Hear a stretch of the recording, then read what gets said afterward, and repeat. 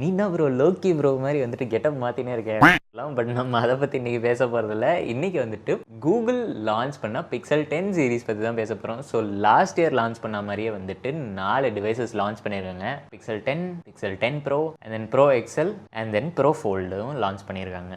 So obviously வந்துட்டு last year வந்த அதே லைனப் தான் இது. பட் எனக்கு வந்துட்டு இந்த இடத்துல ஒரு விஷயம் நல்லா படுது. என்னென்னா ஆப்வியஸ்லி ஃபோல்டு ஃபோன்ஸ் எல்லாத்துக்குமே வந்துட்டு ஃப்ளாக்ஷிப் ட்ரீட்மெண்ட் இருந்தே ஆகணும். அண்ட் இவங்க வந்துட்டு ஃப்ளாக்ஷிப்னால் ஆப்வியஸ்லி ப்ரோ மாடல்ஸ் தான். ஃபோல்டு ஃபோன்ஸாக இருந்தாலும் அதுலேயும் ப்ரோ மாடல்ஸாக அவங்க லான்ச் பண்ணுறது it is a good thing. அது வந்துட்டு அவங்க ப்ரோ போடணுமா அப்படின்றது எனக்கு ஒரு கேள்வியாக இருந்துச்சு. பட் பரவாயில்ல. பட் எனக்கு என்ன குறையாக இருந்துச்சுன்னா ஒரு மினி ஃபோன் அப்படி இல்லைனா வந்துட்டு ஒரு பேஸ் மாடலில் வெறும் எக்ஸல் ஃபோன் மட்டும் இருந்துச்சுன்னா பெட்டராக இருக்கும். ஏன்னா இப்போ ஆப்பிள்லாம் வாங்குறாங்கன்னா அதில் 14 இருக்குது இல்லையா, 16 இருக்குது இல்லையா, அதாவது base model and bigger size இருக்க பேஸ் மாடல். அதாவது ப்ரோ மாடல் போகாமல் எனக்கு பெரிய ஸ்க்ரீனோட இருக்கணும், பேட்டரி மட்டும் எக்ஸ்ட்ரா வேணும் அப்படின்ற மாதிரி இருக்கவங்களுக்குலாம் வந்துட்டு இந்த பிகர் சைஸ் ஃபோன் இருந்துச்சுன்னா பெட்டராக இருக்கும் அப்படின்ட்டு எனக்கு தோணுது. பட் அது இருந்தாலும் நம்ம வந்துட்டு அந்த mini phones should give a comeback. அதுக்காக தான் நான் வெயிட் பண்ணிகிட்ருக்கேன். நீங்கள் இதை பற்றி என்ன நினைக்கிறீங்க அப்படின்ட்டு கமெண்ட் பண்ணுங்கள். ரைட்டா? சரி ப்ரோ, ஏன்னா வந்துட்டு புதுசாக இருக்குது, என்னென்ன சேஞ்சஸ் இருக்குது அப்படின்ட்டு பார்த்தீங்கன்னா ஹார்ட்வேர் சேஞ்சஸ் ஃபர்ஸ்ட் பார்த்துருவோம். பேஸ் மாடலில் ட்ரிபிள் கேமரா செட்டப் கொண்டு வந்திருக்காங்க. லாஸ்ட் இயர் இருந்து டபுள் கேமரா செட்டப்லேருந்து வந்துட்டு மூவ் ஆகிட்டாங்க, அப்கிரேடு கொடுத்துருக்காங்க.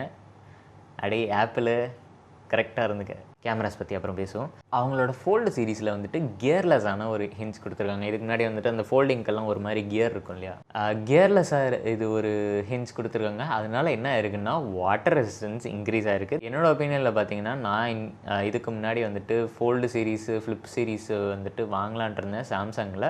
பட் எனக்கு அதில் என்ன பிரச்சனையாக இருந்துச்சுன்னா, நான் வந்துட்டு ட்ரெக்கிங் பண்ணுவேன், நான் நிறையவே ட்ராவல் பண்ணுவேன். அதிலெல்லாம் என்ன ப்ரோ ஆக போகுது அப்படின்ட்டு பார்த்தீங்கன்னா வெதர் ரொம்பவே அன்பிரடிக்டபிளாக இருக்கும். வெதர் ரொம்பவே அன்பிரடிக்டபிளாக இருக்கும். நான் வந்துட்டு எப்போ மழை வரும் தெரியாது, எப்போ டஸ்டியான என்வரன்மெண்ட்டில் இருப்போம் தெரியாது. ப்ரோ ஃபோல்டில் பார்த்தீங்கன்னா IP68 வாட்டர் ரெசிஸ்டன்ஸ் கொடுத்துருக்காங்க. அதுக்கான காரணமும் வந்துட்டு அந்த புது ஹிஞ்ச் தான். இதே டெக்னாலஜி மோஸ்ட் ப்ராபப்லி சாம்சங்கோட அவங்களோட ஃப்ளிப் டிவைசஸ்லாம் வந்துச்சுன்னா வந்துட்டு நல்லாயிருக்கும் அப்படின்ற மாதிரி எனக்கு தோணுது. வந்துச்சுன்னா பார்ப்போம். ஃபைனல் ஹார்ட்வேர் சேஞ்ச் என்ன அப்படின்ட்டு பார்த்தீங்கன்னா பிக்சல் ஸ்னாப் அப்படின்ற மாதிரி கொடுத்துருக்காங்க. என்ன ஒரு கேமரா அப்படின்னா இல்லை, அதாவது காலகாலமாக ஐஃபோனில் இருந்த அந்த C2 சார்ஜிங் ஸ்டாண்டர்டான அந்த மேக்ஸேஃப் சார்ஜிங் இருக்கு இல்லையா, பின்னாடி மேக்னெட்ஸ் எல்லாம் வச்சு அந்த மாதிரி மேக்னெட்ஸ் வந்துட்டு உங்களுக்கு பிக்சல் 10 சீரீஸ்லேயுமே கொடுத்துருக்காங்க. அக்ராஸ் த போர்டு இதே தான் இருக்குது. And obviously tensor G5 processor கொடுத்துருக்காங்க. அக்ராஸ் த போர்டு அதே ப்ராசஸர் தான் கொடுத்துருக்காங்க. சாஃப்ட்வேரில் என்ன சேஞ்சஸ் இருக்குது, எனக்கு தனித்துவமாக பட்ட விஷயம் என்ன அப்படின்ட்டு பார்த்தீங்கன்னா இந்த பிக்சல் அசிஸ்ட் மாதிரி ஒரு ஃபீச்சர் இருக்குது. என்ன அப்படின்ட்டு பார்த்தீங்கன்னா, சரி நான் வந்துட்டு ஒரு ஃப்ளைட்டு புக் பண்ணியிருக்கேன் அப்படின்ட்டு வச்சுக்கோங்க.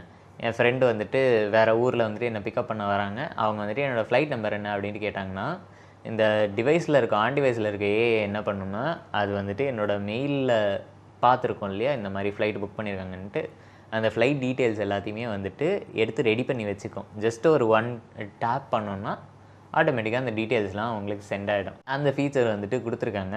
மற்ற கண்ட்ரீஸ்க்கு ஓகே, US UK அதெல்லாம் ஓகே. பட் இந்தியாவில் இது எந்த அளவுக்கு ஒர்க் அவுட் ஆகும் அப்படின்றது தெரியல. எவ்வளோ ஃபீச்சர்ஸ் வந்துட்டு இந்தியாவில் வரும், எவ்வளோ நாளைக்கு அப்புறம் வரும், திரும்ப அந்த பழத்தை தான் பார்த்துக்கிட்டு இருக்கேன். அவன் வந்துட்டு இன்னுமே அந்த முக்கால்வாசி AI ஃபீச்சரை தான் விடலை. சரி பார்ப்போம். அதுக்கப்புறம் எனக்கு இன்ட்ரெஸ்டிங்காக பட்ட ஒரு சாஃப்ட்வேர் ஃபீச்சர் என்ன அப்படின்ட்டு பார்த்தீங்கன்னா ஃபோட்டோ கைட் அப்படின்ற ஒரு ஃபீச்சர். நான் இதை வந்து நிறையவே அப்சர்வ் பண்ணியிருக்கேன்.